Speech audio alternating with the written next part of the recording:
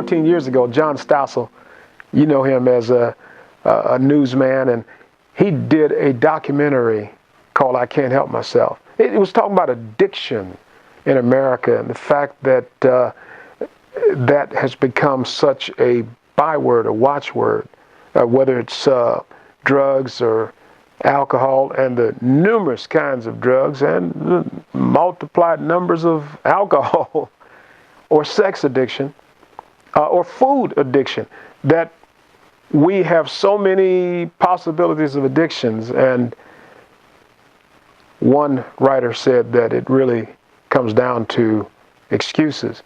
I don't know if that's true, but I'll tell you this. It's hard to get over something once you get into it. And it's not only habits, but it gets deeper. We're being told that it really gets into the wiring of the brain, that our brain even gets kind of wired to feel a certain way and to think I have to do a certain thing. How do you break out of it is the real question. You know, all the questions about the brain and all the questions about neurology and all the questions really about chemicals, it really comes down to this. How do you break out of it? And, you know, Jesus said something so powerful in the Sermon on the Mount, Matthew chapter 5, and verses really 2 through about 10. I mean, some wonderful principles that are often difficult to understand. One of them was this: blessed are they who mourn, for they shall be comforted. Now, it seems like he's saying if you just have a hard time, God's going to comfort you. And that's true, and I believe that's in that verse.